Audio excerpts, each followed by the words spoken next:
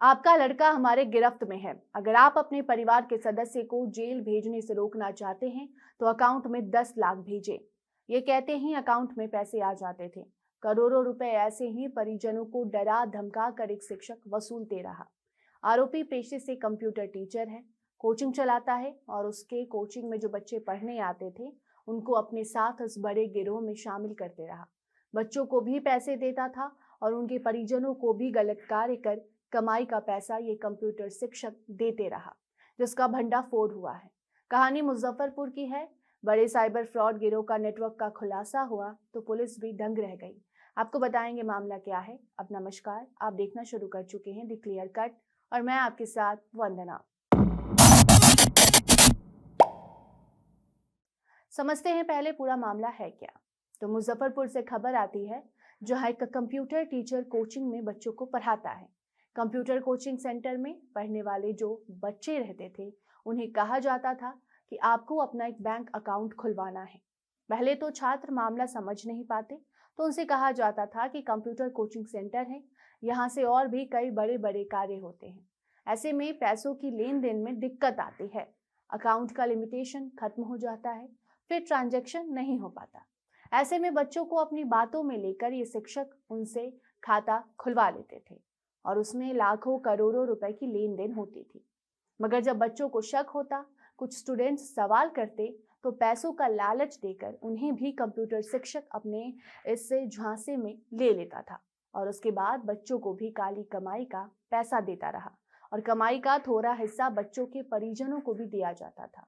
ऐसे में पैसे देकर सबका मुंह बंद करा देते थे ये अपराधी और उसके बाद इस कंप्यूटर कोचिंग सेंटर से अलग अलग नंबर पर फोन करके लोगों को डराया धमकाया जाता रहा और कहा जाता था कि आपका बच्चा तो कभी किसी और परिवार के सदस्य का नाम लेकर साइबर फ्रॉड के जो पैसे हैं वो मंगवाए जाते थे और अलग अलग अकाउंट में ये पैसे आते थे।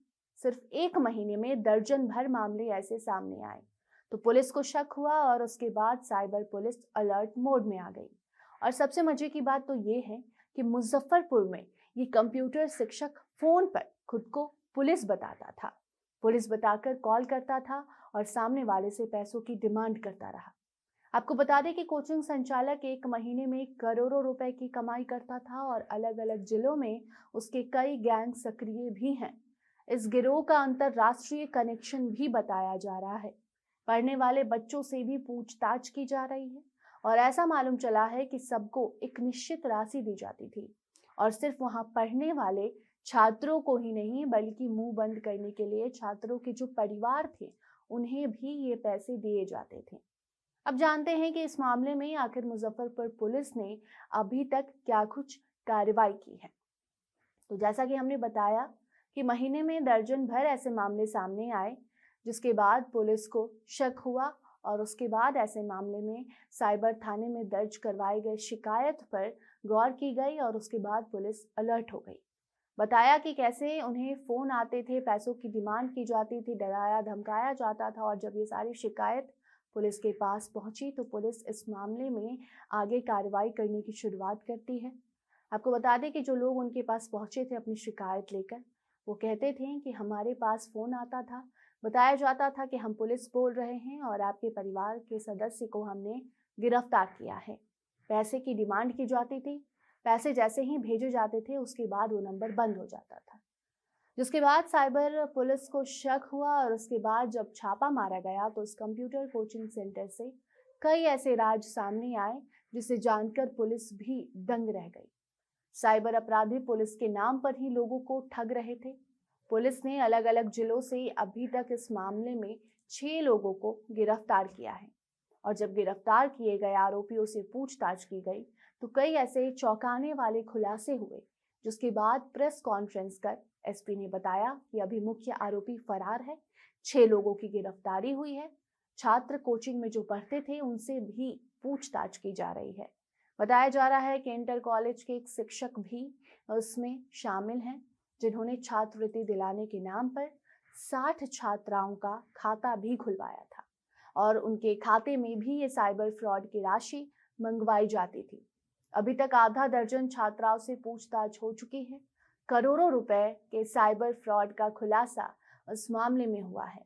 पुलिस ने आरोपियों के पास से 4 laptop, 19 bank passbook, 8 chequebook, 17 ATM, 13 bank opening kit, 5 pan card, 7 mobile और 5 सिम कार्ड समेत बैंक के कई जरूरी कागजात बरामद किए हैं।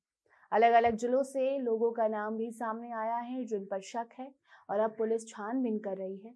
इस मामले में आगे और भी गिरफ्तारी हो सकती है। फिलहाल पुलिस ने बताया है कि अभी तक 15 लाख रुपए की राशि फ्रीज कर ली गई है। काफी लंबे समय से यह साइबर फ्रॉड का खेल बिहार में जारी था। इंटरनेट के माध्यम से इंटरनेशनल कॉलिंग भी करवाई जाती थी। 3 दूसरे देशों में भी आरोपियों का संपर्क था। तो ये तो थी मुजफ्फरपुर की खबर, लेकिन आपको हम बता दें कि ऐसे कई साइबर फ्रॉड के मामले सामने आते हैं जिससे लोगों को लगातार पुलिस सावधान करती रही है।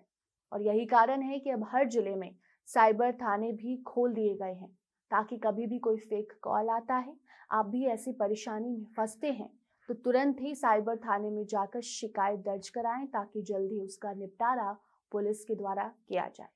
खबर आप दी क्लियर कट पर देख रहे थे। धन्यवाद।